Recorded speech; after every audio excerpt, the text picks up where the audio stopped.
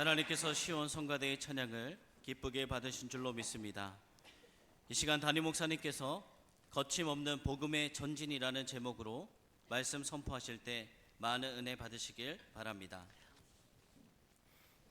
할렐루야. 3부 예배에 오신 여러분 한 분 한 분을 주의 이름으로 축복합니다. 옆 사람과 기쁘게 인사하겠습니다. 오늘도 하나님의 음성을 들읍시다. 우리를 하나님께서 귀하게 빚어주실 줄로 믿습니다. 하나님을 의지하고 주님 사랑하는 마음으로 살면 큰 복이 되는 줄로 믿습니다. 자, 한번 따라서 하시죠. 거침없는 복음의 전진. 성령이 역사하니까 진짜 거침없이 복음이 증거되고 또 복음화가 되어지고 구원받은 사람이 날마다 더하여졌다. 날마다 기적과 표적과 이적이 일어난 사도행전의 모습을 볼 터인데, 오늘처럼 이렇게 귀한 역사가 일어날 때 무엇 때문에 그런 일이 일어났는가, 또 그것을 가로막는 것은 무엇인가, 그 와중에 또 우리가 해야 될 일은 무엇이고 또 어떻게 하면 복을 받는 또 복음의 증인이 될 수 있는가에 대해서 한번 보도록 하겠습니다. 우리 교회가 부흥하고 있고 앞으로도 더 많이 부흥할 터인데, 오늘 이 말씀을 들으시고 앞으로 내가 어떻게 처신을 하고 어떻게 믿음 생활을 해야 되는지 잘 들으시고 여러분이 정말 지혜롭고 현명한 성도들이 되어져서 하나님께 영광이 되게 되시기를 바라고, 복음이 증거되는데 부흥하는데 걸림돌이 되지 마시고 여러분들이 주역이 될 수 있기를 주의 이름으로 축원을 드립니다. 자, 사도행전 1장에 보면 예수님이 이제 승천하시기 직전에 너희가 성령을 받아라. 오직 성령이 너희에게 임하시면 권능을 받고 예루살렘과 온 유대와 사마리아와 땅 끝까지 이르러 내 증인이 되리라.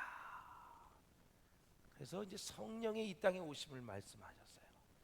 그리고 가룟 유다가 예수님을 배신해서 저주받은 죽음으로 세상을 떠났어요. 대신 마띠아를 세우는 그런 과정이 1장에 나와 있어요.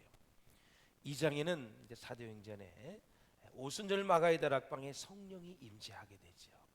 120문도가 성령 충만을 받고 교회가 탄생하면서 거침없이 이제 복음이 증거되게 되고, 그 일한 후 3장에 가면 사도행전에 나면서부터 안진병이 되었던 사람, 걷지 못하는 사람이 제9시 기도 시간에 바로 오후 3시에 베드로가 성전에 기도하러 갈 때에 매일 지나쳤던 사람인데 성령 충만을 받으니까 다르게 보이는 거예요. 매일 구걸만 하는 거지가 아니라 이 사람도 걸어야 되겠다, 그런 마음을 먹고 두 눈이 마주쳤어요. 베드로는 고쳐주고 싶은 생각, 예수의 이름으로 걷게 해주고 싶은 생각, 그 안진병이는 일어나고 싶은 생각, 구걸은 했지만 그 눈빛이 예사롭지 않게 다가오는 베드로의 눈치 보고 눈이 마주쳤어요.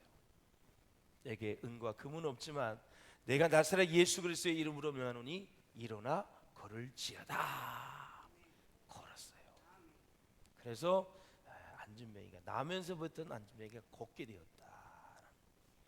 그 기적이 일어나고 이제 4장으로 넘어가죠. 4장에 가서 베드로와 요한이 열심히 또 복음을 전하고 제자들이 복음을 전하니까 3,000명 5,000명이 회개하고 돌아보니까 제사장과 사두개인들이 시기가 났어요. 그래서 그들을 옥에 가두게 되죠. 또 교회는 그들을 위해 기도했을 때 옥문에서 나오는 기적의 역사가 일어나고, 이제 오늘 본문에 보면은 이제 이런 죽음은 없어야 되겠죠. 아나니아 삽비라 얘기가 나오고, 제가 오늘 얘기하고 싶은 가말리엘의 율법학자가 등장하게 되었죠. 이 문제가 잘 해결된 다음에 6장에 또 교회 문제가 등장합니다. 헬라파 가부와 히브리파 가부가 있었는데 구제 헬라파 가부가 소외되어져서 그 문제를 해결하는 모습이 나오게 되죠. 이제 7장으로 넘어가면은 이제 계속해서 이제 스데반이 복음을 전하다가 순교하는 현장이 나오죠. 8장에 넘어가면 빌립이 사마리아 땅으로 가서 복음을 전하게 되어지고, 그래서 이제 점점 복음이 확산되는 가중에 9장에 드디어 그 사울이 바울로 회심을 하는 역사가 일어나게 되고, 10장에 가면 이제 고넬료가 이제 베드로를 초청해서 이방인들에게 복음이 확산되는 그런 모습을 우리가 볼 수가 있어요. 이렇게 거침없이 복음이 증거되어질 때 5장에 나오는 이 가운데 토막에 있는 이 5장에 있는 내용이 우리로 하여금 많은 교훈을 줄 수가 있어요. 그래서 초대교회 공동생활에 긍정적인 모델과 부정적인 모델이 있어요. 긍정적인 모델을 한다면 바나바를 들 수가 있어요. 착하고 믿음이 충만하고 성령 충만한 사람이에요. 바울이 그렇게 능력을 받았는데도 어느 누구 하나 그를 예루살렘 교회에 세우려는 사람이 없고, 바울이 그렇게 능력을 받았는데 누군가는 세워줘야 되는데 바로 바나바가 그 역할을 감당했지요. 참 좋은 사람, 성숙한 사람, 인격이 괜찮은 사람이다. 자꾸 사람을 세우는 게 중요한 거예요. 내가 쓰려고 하지 말고 자꾸 다른 사람을 세워야 성숙한 사람이에요. 그런데 부정적인 모델이 바로 이제 아나니와 삽비라의 모습. 헌신하고도 충성하고도 땅을 바쳐 교회에 드림에도 부부가 죽음을 당한 참으로 안타까운 죽음 중에 하나가 아나니와 삽비라였다. 자기가 땅에 판 건 일부를 속여서 하나님 앞에 드렸는데 하나님이 기쁘게 받으실 줄 알고 공동체에서 칭찬을 받을 줄 알았는데 그에게 돌아온 것은 죽음밖에 없었다. 그래서 이 아나니와 삽비라 행위를 베드로는 성령을 속였다, 하나님을 속였다, 주의 영을 시험했다라고 얘기를 하는 거죠. 이런 일이 없으시기를 주의 이름으로 축원합니다. 하나님 주의 영을 시험하시면 안 된다. 또 사도행전에 보면 죽음의 장면이 세 가지가 나와요. 첫째가 1장에 가룟 유다 예수님을 배신해서 죽었습니다. 배경을 잘 아셔야 되죠. 예수님이 막 죽은 자들 살려내고 뭐 병든 자를 고치고 막 오병이의 기적을 일어나서 5천 명이 막 먹고, 그 다음에 바다의 풍랑을 잠잠케 하고 죽은 나사로도 살리고 막 기적이 일어나니까 예수님이 이 전 세계 로마까지 제패를 해서 왕이 되었으면 좋겠다. 이게 정치적 메시아로 생각했던 것이 이 가룟 유다는 3년 동안 공생애 동안 벗겨지질 않는 거예요. 예수님은 정치적인 메시아가 아니라 인류의 죄를 사하시기 위해서 오신 거잖아요. 그래서 누이 그렇게 얘기를 해도 이 가룟 유다는 이 관점을 바꾸질 못하는 거예요. 정치적인 메시아를 기대를 했는데 가면 갈수록 십자가의 죽으심이 가까우면 가까울수록 점점 그런 불만이 누적되는 거예요. 결국 그 누적된 불만에 사단이 들어가게 되어지고, 그리고 물질의 탐욕을 가지고 그런 예수님을 은 30에 팔아넘기는 참으로 억울한 인생을 산 사람이에요. 참 안타까운 죽음이에요. 여러분, 모든 직장생활과 가정생활에 불만이 누적되지 않기를 바라요. 관점을 바꾸시면 바라요. 그래야 새롭게 하나님의 세계를 볼 수 있고, 믿음의 세계를 볼 수 있고, 영의 세계를 볼 수 있고, 하나님의 나라에 대한 세계를 볼 수가 있는 거예요. 어디서 무엇을 하는지 불만이 누적되면 이거 어디서 왔지? 무엇 때문에 왔지? 생각을 하면서 해소를 할 수 있기를 주의 이름으로 축원합니다. 화를 내고 불만이 누적되고 원망 불평하고 교만하면 마귀가 그냥 침투할 수밖에 없어요. 마귀에게 문을 열어줄 수밖에 없다라는 거죠. 두 번째 죽음이 아나니와 삽비라잖아요. 아까도 말씀을 드렸지만 헌신하고도 그렇게 억울하게 죽은 죽음. 부부가 동시에 다 죽었어요. 세 번째는 가장 의미 있는 죽음, 7장의 스데반의 죽음이다라는 거예요. 그래서 사도행전은 세 가지 죽음을 비교하고 있어요. 어떤 죽음을 선택할 것인가? 우리 모두가 다 순교자의 영성을 가지고 스데반처럼 그리고 복음을 위해 목숨을 거는 은혜가 있으시기를 주의 이름으로 축원을 드립니다. 할렐루야. 자, 사도행전에 보면은 여러 가지 주제를 볼 수가 있는데, 먼저 대제사장들이 예수님을 결박해서 빌라도에게 넘겨준 것은 무엇 때문이냐 이거죠. 바로 시기 때문이었다. 대제사장과 사두개인들이 사도들을 잡아다가 감옥에 넣은 것도 결국은 시기 때문이었다. 많은 사람들이 예수님과 제자들을 따르니까 저건 뭐지? 자기들은 병도 못 고쳐, 죽은 자도 못 살려내, 바람도 잠잠하지 못하게 해. 구약에서 예언했던 선지자는 기모리 귀가 열리고 봉오리가 말을 하게 되고 눈면 소경이 눈을 뜨게 하는 자가 메시아라 그랬어요. 그런데 그 일을 예수님이 다 하고 있는 거야. 마음속으로는 저 사람이 메시아 알면서도 세우질 않는 거죠. 아니라고 하면서 자기들의 기득권이 빼앗길까봐, 자기들의 인기가 사라질까봐, 자기들이 가지고 있는 것이 송두리째 빼앗길까봐 인정 안 하는 거죠. 시기가 발동한 거예요. 질투가 일어났어요. 그래서 나중에는 예수님을 십자가에 못 박은 상황에서 이 모든 재계를 자기한테 돌리라 그랬어요. 자기 민족에게. 결국 2000년 동안 그들이 나라 없이 유리방황하며 하나님 앞에 벌을 받았죠. 사랑하는 여러분, 우리 가운데 시기가 사라졌으면 참 좋겠다 생각이 되었습니다. 이 시기는 마음과 영에 깊이 파고들기 때문에 한번 들어오기 시작하면 빼내기 힘듭니다. 사람을 사람대로 인정하고 비교하지 마시고 내게 주신 은혜를 생각하면서 만족하면서 살 수 있기를 주의 이름으로 축원합니다. 누가 칭찬을 해도 칭찬받을 만한 일이 있겠지. 그래 칭찬받을 일이 본인이 보기에도 없다 하더라도 격려해 주는 거겠지 이렇게 생각을 하고 전혀 그건 신경을 쓰지 마세요. 남일에 신경을 많이 쓰는 사람이 괴로운 인생을 사는 거예요. 자기 일에 충성하고 충실하게 가십시오. 자기를 오늘 찬송한 것처럼 우리 시온성가대가 하나씩 빚어가세요. 여러분 도자기 공예하는 데 가보세요. 얼마나 세밀하게 합니까? 저도 한번 우리 김성현 집사님 계실 때 몇 번 해봤어요. 도자기 만들어 보기도 하고. 작품이 나오면 기분이 너무 좋아요. 정성을 들인 만큼 좋은 작품이 나와요. 나에게 정성을 들이세요.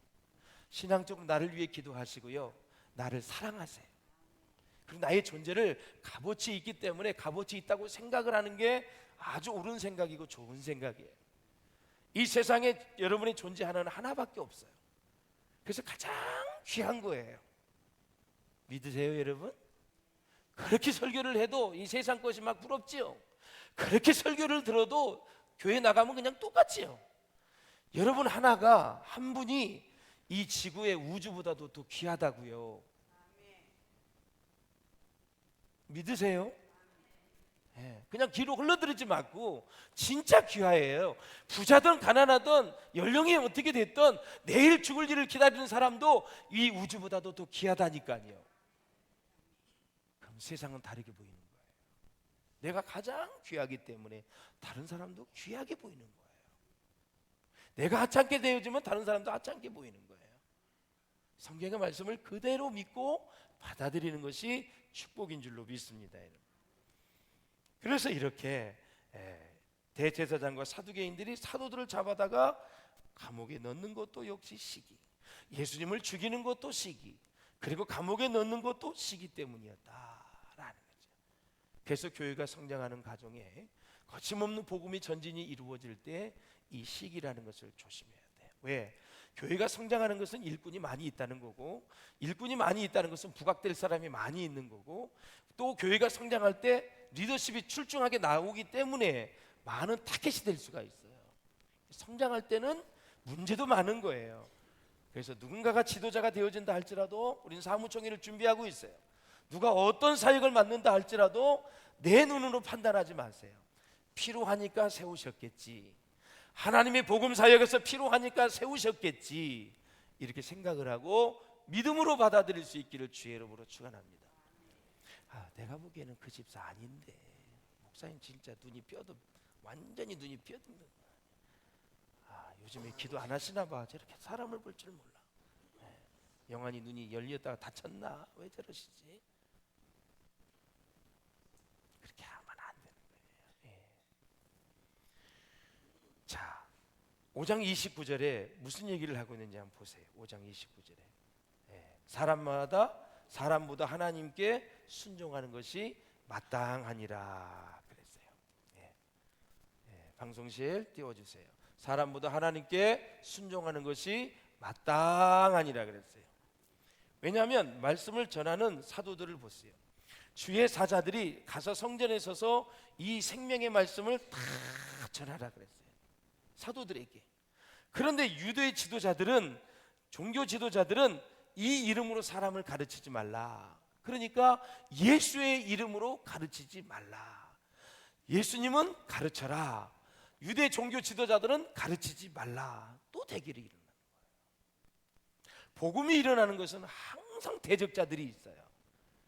아주 순풍에 돛을 다는 게 아니에요. 언제든지 그런 사람이 있어요. 조심해야 돼요. 그리고 이겨야 돼요. 그리고 우리는 상당히 그런 일이 일어날 수 있다라는 사실을. 그래서 예수의 이름으로 가르치지 말라 그랬더니 사도들이 사람보다 하나님께 순종하는 것이 마땅하다 그랬어요. 진리를 전하겠다라는 거죠. 복음을 전하여 사람을 구원하겠다라는 사실이죠.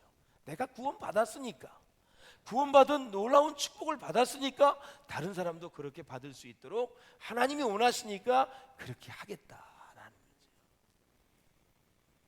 그 다음에 우리 이제 사도행전에서 성전에 대해서 한번 생각해 보았으면 좋겠어요. 성전은 도대체 어떤 장소인가? 복음서에 보면 성전은 예수님에게 있어서 교훈의 장소였다 말씀을 가르치는데 아주 성전이 귀하게 쓰임 받았어요. 사도행전에도 보면 성전은 사도들에게 있어서도 말씀을 가르치는 좋은 장소였는데 사도행전 3장 1절 이하에서 보면은 이 사도행전의 저자가 누가잖아요. 누가복음의 저자가 누가잖아요. 누가는 무엇을 강조하냐면 성전이 기도하는 장소이다. 그걸 강조하고 있어요.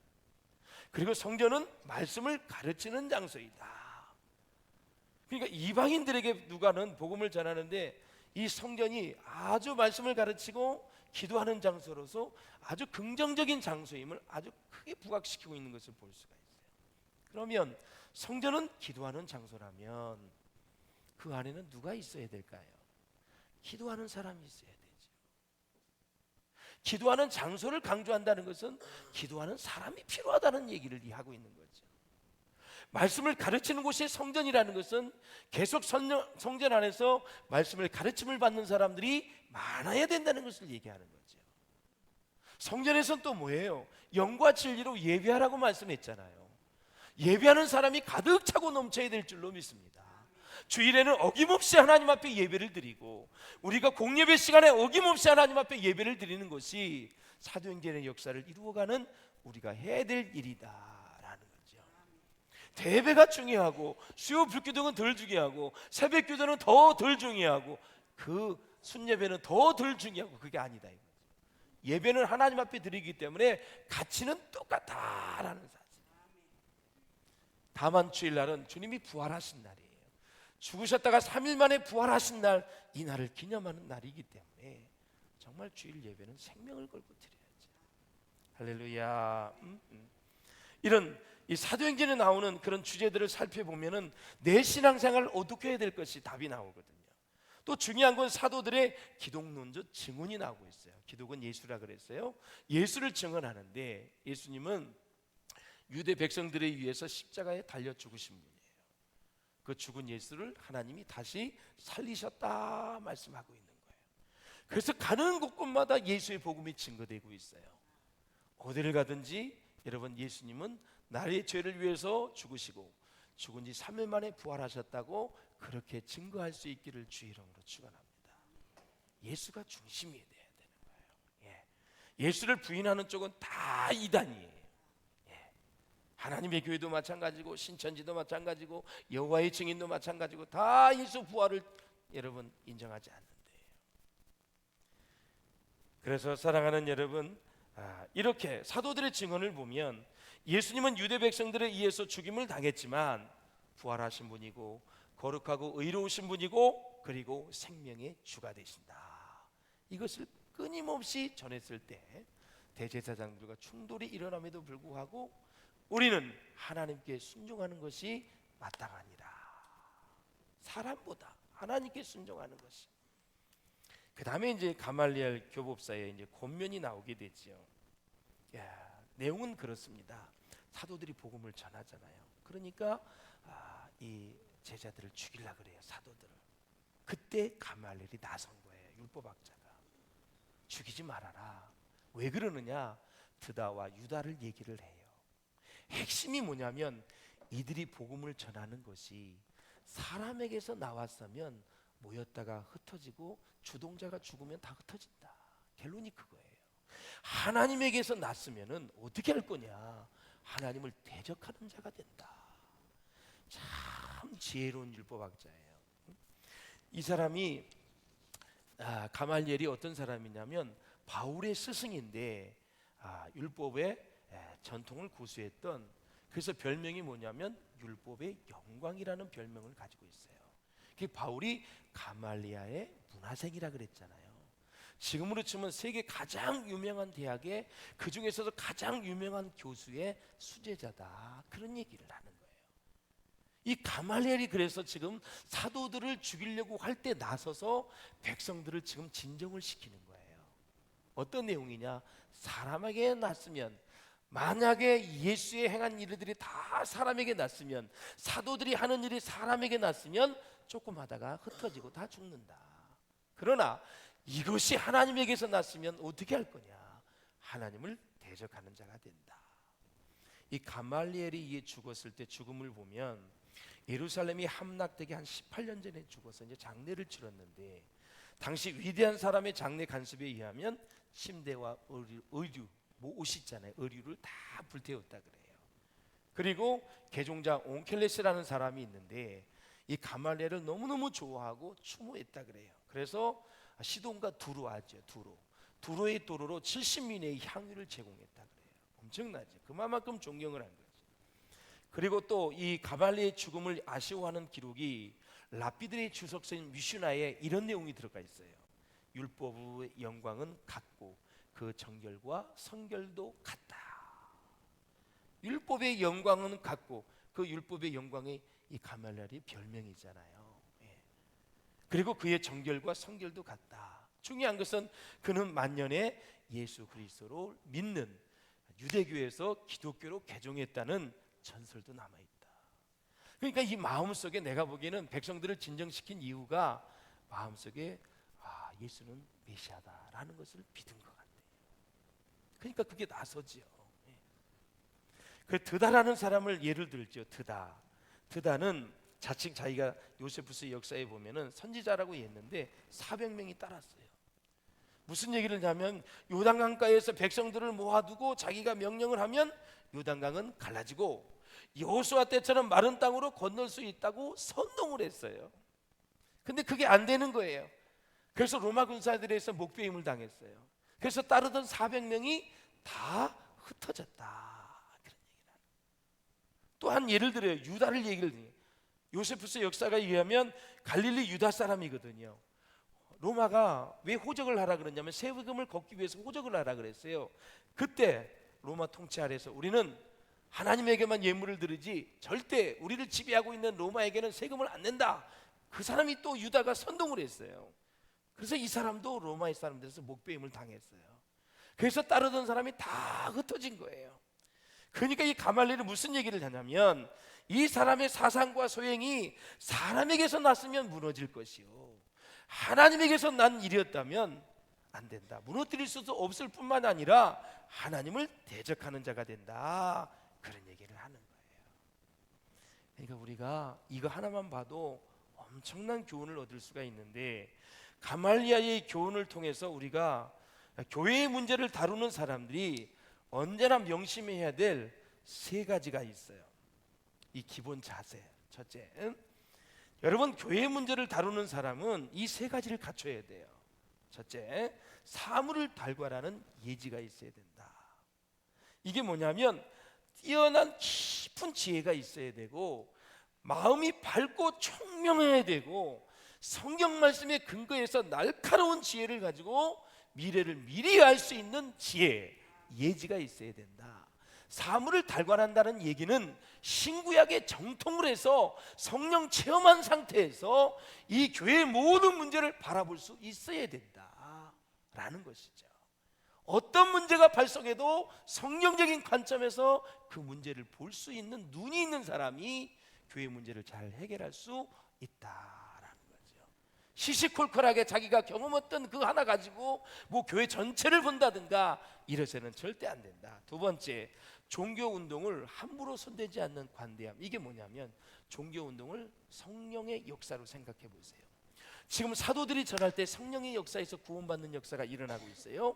이 성령의 역사를, 구원받는 역사를 함부로 손대지 않는 관대함이라는 것은 요의를 가지고 지켜보는 마음을 가지라라는 사실이에요. 할렐루야. 사람의 힘으로 하는 게 아니잖아요. 성령의 역사에서 하는 거잖아요. 그래서 함부로 말하지 않고, 함부로 우리가 판단하지 않고, 손대지 않는 지켜보는 관대함, 마음을 가지고, 믿음을 가지고 성령의 역사를 바라봐야 된다. 그럼 비단 성령의 역사뿐만이 아니라 교회 여러 가지 일들이 있어요. 그렇죠? 우리 교회는 이제 교회 건축을 앞두고 있단 말이죠. 그 교회 건축이 진짜 하나님의 뜻이라면 어떻게 할 거고, 하나님의 뜻이 아니라면 건축을 못하는 거고, 그렇기 때문에 우리는 이 모든 일에 있어서 가말리엘의 교훈을 잘 깊이 있게 받아들여야 되는데, 세 번째, 하나님을 두려워하는 경건함을 가지고 교회의 문제를 볼 수 있어야 된다라는 사실이죠. 내 형편에 따라서 모든 것을 판단하지 말고, 내가 경험했던 경험과 생각을 가지고 판단하지 말고, 성령의 관점에 의해서 그것이 영혼을 구원하는 일이라면, 그것을 영혼을 살리는 일이라면, 그것이 영혼을 치유하고 회복하는 일이라면, 하나님이 그것을 허락하셨다면 우리는 그 하나님의 눈으로 그 모든 사건과 현상을 볼 수 있는 눈을 가지는 것이 바로 가말리엘이 가진 눈이었다. 그는 사실 율법학자임에도 불구하고 이렇게 성령의 역사를, 복음의 증거를 하는 사람들을 세우는 일에 쓰임받았다는 사실이 놀라운 거죠. 할렐루야. 그렇습니다. 사랑하는 여러분, 다시 한번 사도행전 5장 29절을 보십시오. 시작. 사람보다 하나님께 순종하는 것이 마땅하니라. 사도행전에서 환난을 당할 때 성도의 자세가 두 가지가 있습니다. 첫째는 하나님께 순종하셔야 돼요. 오늘 본문에 나온 것처럼. 두 번째, 환난 당하는 것을 기쁘게 여기셔야 돼요. 이것이 바로 사도행전에서 우리에게 보여주는 교훈이에요. 여러분, 고난을 당할 때, 예기치 않는 어려움이 왔을 때 항상 기뻐하라고 말씀하셨으니 일단 기쁘게 받아들이세요. 옳거니 옳게 왔구나.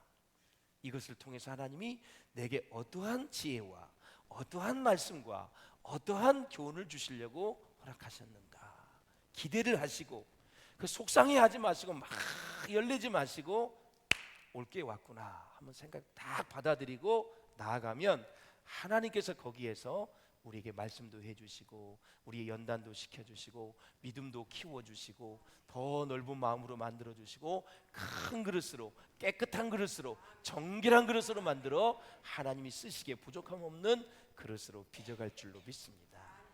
이런 은혜가 있기를 바라요. 인생은 다 문제가 있거든요. 저도 문제 있고 여러분들도 다 인생에 문제가 있어요. 하나님 안에서 답을 찾을 수 있기를 주님의 이름으로 축원을 드립니다. 자, 저는 이제 이스라엘의 초대 왕 사울을 잠깐 볼게요. 자, 사무엘상 15장 22절 한번 읽어보세요. 시작. 순종이 제사보다 낫고 듣는 것이 수양의 기름보다 나으니 이는 거역하는 것은 점치는 죄와 같고 완고한 것은 사신 우상에게 절하는 죄와 같음이라 그랬어요. 사술의 죄, 점치는 죄와는 무슨 얘기냐면, 우리가 점을 보게 되면 점쟁이들은 악한 영에 다 지금 사로잡혀 있는 사람들이에요. 그렇죠? 인정하시나요? 점을 치는 사람들 성령이 아니에요. 악한 영에, 귀신에 사로잡혀 있는 사람들이에요. 그 사람 앞에 앉아서 내 마음문을 열어놓고 내 인생의 대소사를 묻는다. 이것은 바로 하나님 뭐라 그러냐면, 귀신 앞에서, 어둠의 세력 앞에서, 사단 앞에서 내 마음문을 열었다. 그래서 사울은 너 망한 거야. 그렇게 얘기하는 거예요. 두 번째, 완고한 것을 얘기한 거예요. 완고한 것은 사신 우상에게 절하는 죄와 같다. 우상에게 절하면 큰일 나지요. 그 내 마음에 완고하다는 뭐냐면, 야, 너 아말렉 군대 다 죽이라 그랬잖아. 그럼 죽이면 되지. 왜 네 생각을 가지고 살찐 소와 양과 이런 걸 가져와서 나한테 제사를 드린다 그래? 그리고 너는 제사를 드릴 수 없는 사람이야. 제사장만 제사를 드리는 건데 네가 왜 제사를 드려? 선지자가 일주일 늦게 오고 2주 늦게 오는 거는 네 소관이 아니야. 하나님의 소관이지. 제사를 안 드리면 그만이지. 왜 너는 제사를 드리지 말아야 되고 드리면 안 되는 사람이 제사를 드려? 너는 완고한 사람이야. 하나님의 말씀을 지키지 않는 사람이야. 그걸 완고하다고 표현한 거예요. 그 완고한 게 사신 우상에 절하는 것과 똑같다. 그렇게 하나님 보시는 거예요. 그래서 말씀에 순종하는 것이 얼마나 큰 축복인지 우리는 알 수가 있는 거예요. 할렐루야. 더 기가 막힌 것은 5장 30절을 한번 읽어보세요. 5장 30절 시작. 사울이 이르되 내가 범죄하였을지라도 이제 청하옵나니 내 백성의 장로들 앞과 이스라엘 앞에서 나를 높이사 나와 함께 돌아가서 내가 당신의 하나님 여호와께 경배하게 하소서. 아멘. 너무 웃기지 않아요? 내가 범죄하였을지라도 장로들 앞에서 하나님의 사람들 앞에서 나를 좀 높여달라고 얘기하는 거예요. 지금 사울이 범죄한 건 회개하면 되는데 내가 그렇게 했을지라도 내가 하나님 앞에 죄를 범했을지라도 제발 좀 이스라엘 백성들 앞에서는 내가 왕이니까 좀 높여달라는 거예요. 이게 말이 되는 소리예요, 여러분. 하나님 앞에서. 그러니까 하나님이 내가 너를 이스라엘 왕 삼은 것을 후회한다, 이렇게 하나님 말씀하시는 거예요. 자, 사랑하는 여러분, 사울은 사람만 의식했지 하나님을 의식하지 않는 표현이 바로 내가 범죄하였을지라도, 거기 표현을 보면 나와요. 사울도 역시 사람만 의식하다가 결국은 멸망을 당했다. 하나님을 의식하고 사는 사람이 성숙한 사람이에요. 고람돼요. 자, 마지막으로 그러면 순종하는 자에게는 하나님이 어떤 은혜를 주시는지 한번 같이 보겠습니다. 첫째는 하나님이 도와주시겠대요. 시작. 내가 그의 목소리를 잘 청종하고 내 모든 말대로 행하면 내가 내 원수에게 원수가 되고 내 대적에게 대적이 될지라. 아멘. 하나님이 대신 싸워주시겠다. 그러면 하나님하고 내 대적하고 싸우면 누가 이겨요? 하나님이 이기시지. 내가 그래 결국 이기게 된다. 내 대신 하나님이 싸워주시겠다, 도와주시겠다. 두 번째는 하나님의 보호를 얘기하고 있어요. 시작. 내가 오늘 복과 저주를 너희 앞에 두나니 너희가 만일 내가 오늘 너희에게 명하는 너희 하나님 여호와의 명령을 들으면 복이 될 것이요. 아멘. 복과 저주를 다 너희 앞에 둔다. 하나님이 보호하셔서 명령을 순종하고 복이 되게 해주시겠다. 그 다음에 순종하는 자를 어떻게 하신다요? 높이신다 그랬습니다. 사울은 불순종하고 자기를 높여달라 그러는 거예요. 순종하면 하나님이 여러분을 다 높여주시는 거예요. 할렐루야. 세계 모든 민족 위에 뛰어나게 해주실 것이다. 진짜 세계에서 가장 강대국이 되고 싶으면 하나님을 잘 섬기면 되는 거예요. 그러면 정치, 경제, 사회, 문화, 스포츠, 문화 모든 영역에 걸쳐서 하나님은 세계 모든 민족 위에 뛰어나게 해주신다라는 거예요. 그럼 어쩌면 좋아요. 기독교 신자가 줄어들어가고 있고 믿는 신자들조차도 자꾸 열심히 일 내지 않고 그냥 편한 것만 찾으니 어떠면 좋아요. 하나님이 여러분을 보시고 저와 여러분을 보시고 대한민국을 축복하시는 은혜가 있기를 주의 이름으로 축복합니다. 우리 비전교회 성도를 보시고 경기도를 축복하시고 용인시를 축복하시고 유림동을 축복하시고 대한민국을 축복하시고 대한민국의 제사장나가 되어서 전 세계를 대한민국 때문에 복을 받게 하는 역사가 일어나길 주의 이름으로 축원드립니다. 할렐루야. 여러분들은 그래서 아주 귀하신 분들이에요. 복을 몰고 다니세요. 복을. 요셉이 복덩어리잖아요. 그 요셉이 보디발의 집에 들어가니까 요셉 까닭에 보디발의 집에 복을 주었노라. 요셉 까닭에 애굽이 복을 받았더라. 한 사람이 제대로 하나님 섬기면 그 사람 때문에 가문이 일어나고 교회가 일어나고 직장이 일어나고 그리고 한 사람 때문에 민족이 살아나는 역사가 일어난다. 그리고 필요한 것을 주시겠대요. 너희가 즐겨 순종하면 순종도 즐겁게 하는 사람은 땅의 아름다운 소산을 먹을 것이야 그랬어요. 그리고 성령을 주시겠대요. 성령을, 하나님이 자기를 순종하는 사람들에게 주신 성령도 그러하니라 그랬어요. 구원도 주신대요. 자기를 순종하는 모든 자에게 영원한 구원의 근원이 되게 해주셨다. 누구에게 순종해야 되는가? 누구에게? 삼위일체 하나님인데 하나님, 그리스도, 진리의 영 성령님에 순종하고, 남편에게 리더십을 주셨으니 남편에게 순종하고, 부모에게 순종하고, 주인, 직장의 리더들이 있잖아요. 그리고 권위 있는 자에게, 하나님이 권위를 부여하신 분들에게, 그리고 교회 지도자들에게 이 8개를 잘 하시면 여러분들은 어디 가나 사랑을 받아요. 이 8개의 분야에서 여러분의 순종을 잘하면 복을 받아요.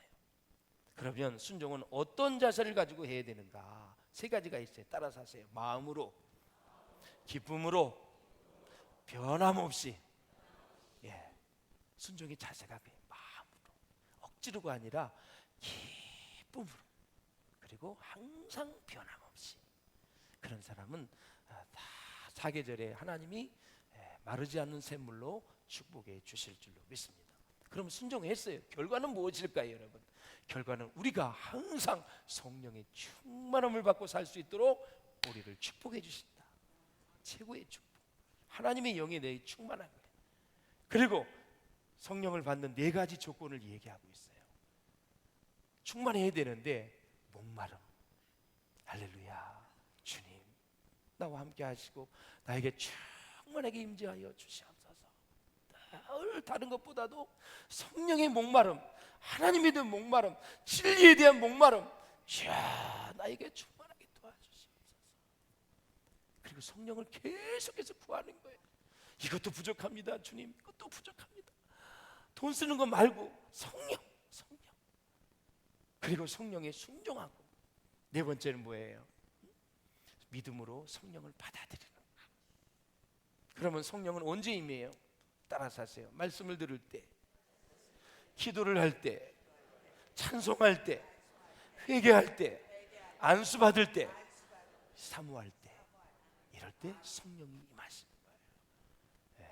그래서 오늘 사도행전의 역사가 정말 거침없는 복음의 전진이 있었지만 시기 때문에 방해를 받았고, 또 사람보다 하나님께 순종하는 사람들 때문에 복음이 증거되게 되었고, 그런 순종하는 사람들을 통해서 인류의 역사는 계속해서 발전해가고 하나님께 영광이 되어지고 구원받는 사람이 많아진다는 것을 잊지 마시고, 여러분 거침없는 복음의 전진에 여러분들이 귀하게 존귀하게 쓰임받아서 후회 없는 복된 인생이 될 수 있기를 주의 이름으로 축원합니다.